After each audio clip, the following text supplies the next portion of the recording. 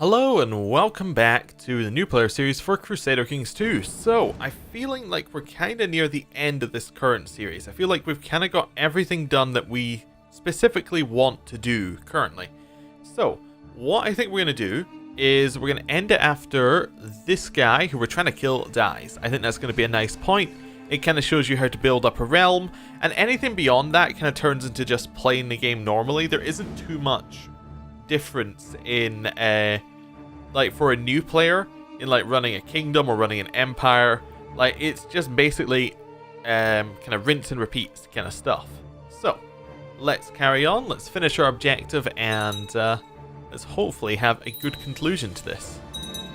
So Duke William the Bastard has usurped the county of Vixen from Count Raoul. Okay, so that was the count underneath the person who we're trying to get all the titles from. That's fine. Doesn't matter too much, unless actually, did that take anyone out of our plot? Because he took land away, that means it could have taken vassals away, so therefore there could be less people in our plot. Our plot is equally as powerful as it has always been. Okay. A child lacks a childhood focus, so we'll click here, we'll see this is our son. He's our something in line, like 6th or 7th in line, so it probably doesn't matter. Let's just give him Thrift. Thrift is just generally alright, so we'll give him that one. Okay, cool. And now we will continue waiting for our plot to fire. My liege, I write to you with shocking news. Count William of U tried to have me assassinated to make sure it wouldn't discover his plot to fabricate a claim on the Duchy of Normandy. We can expose him, or we can keep it to ourselves. We'll expose him. That's fine. Okay, some people are inheriting other things. I'm not having much luck spying on Count Hughes. Perhaps I should focus my efforts elsewhere. We're going to say no. When our nephew over here... It's our nephew? No, just our relation over here. When he when he gets to an old enough age, we will then spy on him and then try and kill him that way. But it doesn't matter. Okay, we need a new commander, as this little thing popped up and told us. So we will go in here, we'll look for somebody who does not already hold something. He's Steward, he does not hold something. He's Craven, however. You'll see when we hover over the combat modifier, so that lowers his stats. So we'll keep going down. We have Simon. Simon is brave, so that's a positive trait, so we'll put him as a leader. There we go. We're not really expecting to have to fight anything, but we'll put it there anyway. Okay. A son was born to Prince Hughes and Asa, named Matthew. Okay, our grandson. We got some more stuff here. We have the ability to usurp the Duchy of Valo. I'm not entirely sure how you pronounce that. Valois? I'm not sure. Anyway, let's just... Oh, looks like someone died, so we can actually put in another commander title. We already looked at these three. Hughes is a count. He's Craven. Jack is Craven. Hughes is our heir, so we're not going to put him in charge. Philippe has nothing negative, but only has 3 marshals, so we're just going to leave it empty. Now, it says we can usurp this title, and what that would mean, when we click on this, so if we go to usurp, it says we need to control 51% of the duchy. We currently control all of the duchy. And it would cost us... Well, it would cost us 151 gold and give us 50 prestige and the duchy title. However, we don't want to do this, because if we kill him, we get it for free, and we get all of his stuff as well. So, we're going to leave it there for just now. You know, if we can get all of his stuff, then that's good. We have a little bit more money now. It might be worth checking whether we can get anyone else in this plot. Oh, we also have an open council position. Perfect. Look, well, what we're going to do... Oh, looks like someone in our plot died, which isn't good. Let's see if there's somebody who will join our... Let's see who has the highest plot power. Right now, it is Jasper. Okay, he's the spy master. He currently likes his liege, so he is not going to join our plot. Next one is Boson. He's not going to join our plot. Gulhelm's not going to join it. Raoul's not going to join it. Now, I can't remember. We can actually check here. Can you call in a favor to get someone into a plot? Okay, let's have a look here. Force acceptance of end plot or stop backing plot. Okay, but you cannot force them to join a plot. Okay, fair enough. Thought I would check. So it doesn't look like any of these guys are like really into joining this thing right now. He's a moral. He might join it if we made him a marshal. Not sure. Duke of Normandy. He might join it. Richard, Duke of Normandy, might join it if we gave him a title and increased his opinion of us. I'm not sure. We'll see. This one might join us, Hughes. If we were to give him more money, and then to... yeah, if we give him more money, his opinion of us would go up. There we go. So he now should have a positive opinion of us. No, he's still at -9. So maybe we will also... we can't give him a title. Oh, okay. Well, I was seeing whether we could get him into something like that. If we gave him a title and then also gave him a position on our council, that could have done some good stuff, but apparently we can't do that. Oh, this person might join. They quite like us and they don't like him. But we already sent her a gift. Okay, we're getting down to the point where we've already looked at it. Well, that's unfortunate. We got someone out of our plot, but actually, remembering in plot power, because our plot wasn't at 150%, this hasn't actually lowered the percentage of it happening by too much. It's only lowered it by 1 person, effectively. So it's not got like the double multiplier because it didn't go past another point. So it's overall fairly alright. Okay, let's need to put in a marshal, so we're going to go back to this screen in the council tab. Going to go to marshal, and we're probably going to give it to somebody who isn't a commander and is high up. Oh, maybe Coolhelm. He's a powerful vassal who isn't on the council. Seems reasonable. And then we can send him to train troops in our capital. Cool. And now we're going to continue waiting on this. I actually thought of something else we can be doing. Right now, if we go to council, we'll see that our spy master is on scheme. What scheming does is this allows him to discover plots. If we move him to build spy network, this will increase our plot power and also give us a chance to do other things against the person. Like we could be able to spread rumors about him, lower everyone's opinion of him, which might do good stuff. So we'll send him to Paris to make ourselves a little spy network and see what happens. Okay, cool. Let's continue to wait and see how things do. We finished our militia training ground, which is nice. Very good. We have an important decision. We could hold a grand tournament. Now, what a grand tournament is, we're not going to do it because it costs an awful lot amount of gold for what it does. Basically, it's a thing to sink your gold into that makes a lot of people like you a little bit more. Just a little bit more. And it's kind of like, but it's realm wide. I think it's pretty much everyone in the realm gets an opinion boost from this. And the people who win the tournament get like prestige bonuses. So it's pretty good, but it is a lot of gold for us currently. Okay, child lacks an education focus. Oh, child also has several negative health traits, which isn't so good. And is only being treated slightly. But let's see what we want to do. Maybe we want to do stewardship or intrigue here. It doesn't look like we have any negatives for these ones. Where you can see by these little buttons. So stewardship, brooding and conscientious will do well. Indolent and haughty will not. We don't have indolent or haughty, so that's definitely fine. Intrigue, playful and fussy will do well. Rowdy and affectionate will be hampered. We don't have any of that. Now, our person here, maybe we'll go with stewardship. Just because I don't really want somebody who's going to have claims on my heir's titles to be very good at intrigue in general. Unless, of course, I'm sure you'll like her heir. Anyway. And this is the one we were just looking at. Oh, this is actually a different son is ill. Oh, if we click on epidemics map mode. No, there are no epidemics in our lands. They're just ill. Oh, okay. During the last few days, my son has been clutching his stomach and made frequent visits to the privy. I have now been informed he is suffering from dysentery. We'll call our court physician. And hopefully he will cure him. And then Renault is also doing the same thing. We'll call our court physician. Aldebert has made my son Renault feel much better. We can either give him 3 ducats or gold and get some opinion, or we get prestige. We'll get the opinion from it. That's fine. Right. A son was born to Prince Robert and Limpazia, named Francois. Anyway, We're going to continue spying on Count Hughes while we can. Right.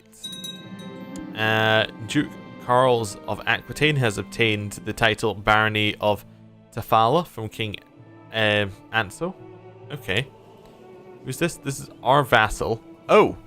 Our vassal in Aquitaine here has actually taken this land right here from Navarra, who used to hold it. Yes, they also took the county of Navarra.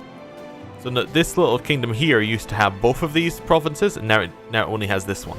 Because our vassal went and expanded our lands for us. Very nice of him. Very nice of him. We have a peasants' revolt.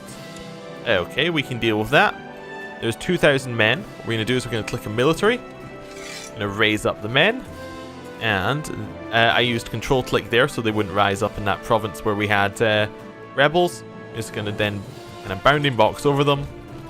Right click on Agen here, and then hopefully we can merge in to this army. I'm not having much luck spying on Count Hughes. Perhaps I should focus my efforts elsewhere. No, we're sure he's up to something. Right. There are a few monasteries close by where the lay members of the Benedictine order frequently convene. As such, it is expected that I every so often attend these meetings, and I spend a fair amount of time in these monasteries to get in touch with the monistic foundations of the order. Okay. Bring the true faith and salvation to others is among the holiest of duties. Therefore, we ask you to construct a new church in your lands, so your subjects may have somewhere to send prayers and worship. Now, if we click on one of our provinces here, like Dijon, and then we click on build a new holding, you'll see that one of the options we have is temple. For us, I believe this is the new church. I could be wrong though. This is what I suspect it's doing. I suspect it's saying, do you want to spend 457 gold on a new thing? From the outside, I would say no, but we're going to click accept because it may also be an event, and I'm kind of curious myself. So I clicked it.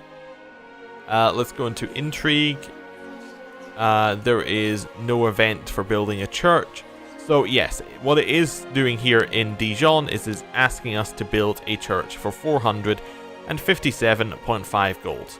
So we need to wait a little bit before that can happen. I watched from the shadows as my spy master Simon surreptitiously marked a spot on the wall with a piece of chalk. This might be his normal skullduggery, but my intuition says not. Let's spy on him. And we'll spy on Count Hughes as well. Oh, down here it looks like our vassal is actually dealing with the rebels himself, so we may not have to do anything. Eavesdropping from a secret passage in the wall, I overheard my faithless spymaster Simon talking to another conspirator. They are plotting to kill Bourgogne d'Anjou. We can we can arrest Simon immediately, or we can hold off. I don't really want to arrest him, so I'm just going to say hold off. Yeah, that's fine. Your steward, Robert, has collected a special tithe in Dijon. Fantastic, he gave us some more money. I've been at the monastery for a few days, surrounded by others who share my passion for God, and yet I find I miss having a friend. Obletus, Welf, and myself seem to be getting along quite well, though. Perhaps this could blossom into a true friendship if we did something together. I'm sure he would greatly enjoy. Let's click on him here. So he is possessed, he's a lunatic, he's patient. What are we thinking? Military strats. So basically each of these gives us a different kind of thing. So it's like each of them gives us some sort of bonus, like a 75% chance of getting it. And it also says here, if they enjoy the activity, it may be related to their education. So it might be kind of like if they got a certain education, they may enjoy certain different things. So for instance, his education is a stewardship education. So if we did this one, he might enjoy discussing the intricacies of managing a realm. Let's try it. Let's see if it works. And we'll see if that all goes to plan. Looks like we have 100% in this war because our vassals went and won it for us. So we're just going to merge together all the troops that we had, disband them, right click on this guy's face, offer peace, and then enforce our demands. We have now imprisoned him. If we click on his face, we'll see we have him in prison. We have a whole bunch of options we can do. Easiest one though, by far, is just to execute him. It costs you 20 piety and it gets rid of him forever. So there we go, he is gone. Right, let's unpause and... Oh, we also have that army up there we didn't catch. I'll just get rid of that as well. Mayor Welf truly enjoyed my suggestion. We've become close friends. We regularly seek each other out during our free time. And I've started to notice that it affects my focus on monastic duties. Okay, so we can become close friends, and it gets us learning as well. Or we can say we can spend more time together, and that would get us gregarious. Potentially. Yeah, I think we're going to go for the learning. I think the learning's absolutely fine. We'll take it. It just bumps up that stat a little bit. Right. Not much luck spying on Count Hughes. I'll say I'm sure he's up to something. Right. Still waiting for the kill plot. Oh, that's the wrong kill plot, but okay. You would like a matrilineal marriage. So, the Queen of Aragon, right now, would like to marry my half-brother Simon. How strong is the Queen of Aragon? Queen of Aragon has 1,000 troops, so she is unlikely to be strong enough to cause us any problems. She is currently in a holy war for Navarra, which is, she's in a holy war for... I need to move some of these to the side. For, it says the Hooded Emirate, which is actually, she's declared a war for the Navarra part of that. So if we go de jure, so there is no de jure. Maybe if I go to Navarra itself, we can find something easier here. So I clicked on the county of Navarra, and then I've declared, let's have a look at, let's assume the, I think holy war is on a duchy. So it must be on a kingdom, maybe. So if we go in here, we go to Kingdom of Navarre. Kingdom of Navarre is very small as well. Wait, it says she's defending in a holy war for Navarre. Never mind. So what's happening right now is the Hoodids have declared a war on Navarre, on King Anso of Navarre. So the Hoodids have declared for this province, and she is defending. Okay, so she could potentially be trying to get an alliance here, so that we'll join that war. But I don't think that she could call us in, because basically, if it's declared on Navarre, Navarre can call in his allies, but his allies cannot then call in their allies. So I think we're going to accept this. I'm going to click on his face so that we don't lose her. And then I'm going to go, I would like to form an alliance. And she will say yes. Perfect. So we'll get that alliance there. We also need a new spy master, because our spy master just went off and got married. So we're going to put in the Duke of Normandy, because he wants to be on the council. And he is a powerful vassal. And he is the best at spy mastering. We're going to send him to build a spy network in the same place as before. Right. This is the event for killing Count Hughes, which we have failed several times, but we'll try it again. We'll see if we can. In disguise, I went up with my friend, Count Hughes Burley Armsman, a shifty looking associate. Shamefacedly, he recounts as they stabbed him in his bed and he somehow managed to get away. Oh no, that's not good. We have an alliance with, wherever this was, Aragon, I think. Your Marshal, Duke Guillaume of Toulouse, has put forward a plan for experimentation with new military technology inspired by a supposedly brilliant inventor and engineer that he recently befriended. So we can give him 30 gold, or we can say it's pointless. Basically, it's pointless just gives him a small opinion negatifier and it kills the event chain. If we say yes, you shall have it, we give the 30 gold and then we'll get something back in the future. Either it'll be good or bad, it'll be a kind of a random chance thing. So we're going to send it. I'm pleased to hear that after a period of peace and shrewd management, the county of Dijon is doing well. The people are happy and tax collectors are reporting record income. Dijon prospers. Now I believe what this means is if I click on it here, right down here in the right hand corner, we'll see that we are prospering. So this event just pops up to let you know we are prospering. And prospering lowers revolt risk, gives you increased tax modifier, gives you increased levy reinforcement rate, but it also lowers your resistance to disease because more people from all around are coming into this province.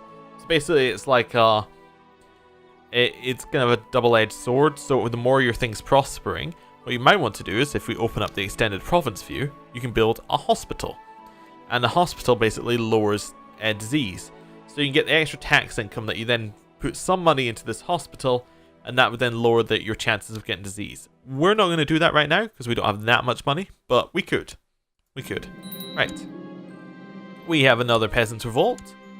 We are going to raise up all of our men that we can, using the same thing, control click. Then we're just going to bounding box over them, and we're just going to move them into provinces. So they're all going to go to Borgias right now. That seems fine. All in here. Right. Unpause the game. Let everyone merge up. Okay, we're going to try and kill Count Hughes again. See how it goes. And they failed again. That's not very good at all. One thing I want to do, that just reminded me, we're going to go into Intrigue, and we're going to see if there's anybody else who would like to join this plot. Richard, Duke of Normandy, would join for a bag of gold. Fantastic. We will send him a gift. Costs us 83 gold, but what's fantastic about inviting him to the plot is that he gives 67 plot power, which means we're going to go over 150. Which means that we're very, very much more likely to have the plot fire. And, of course, having him in it by itself also increases the plot power. I'm just going to scroll down here, see if anyone else will be persuaded. Nope, no one else will be persuaded. Fantastic.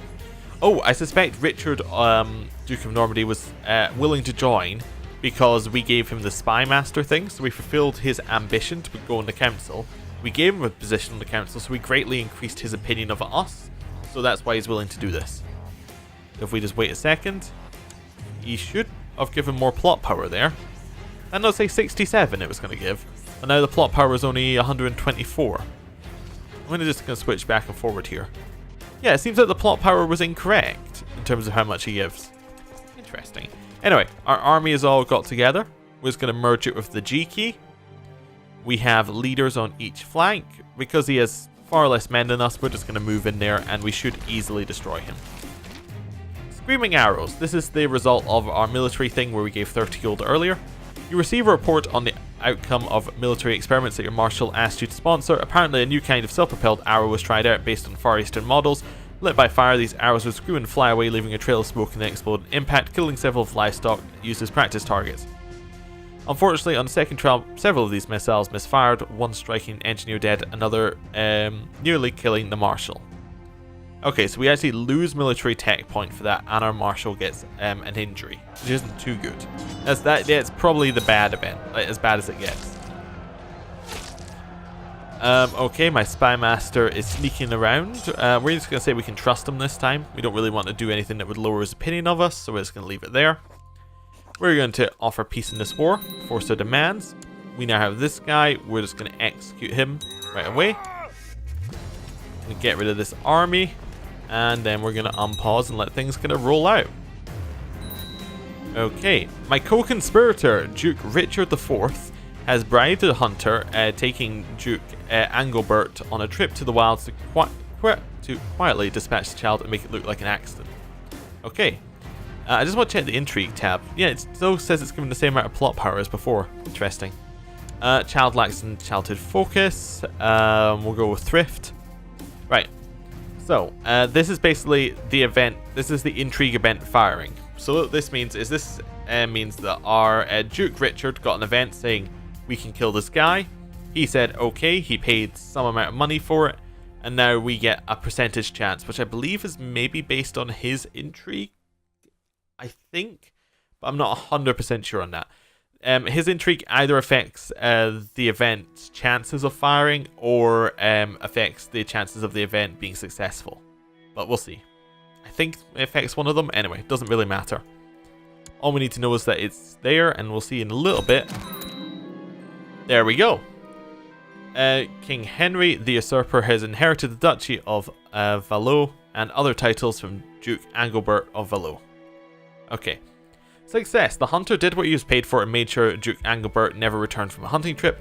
Unfortunately, he later lost his nerve and told everyone willing to listen about my involvement as he drank away his sorrows.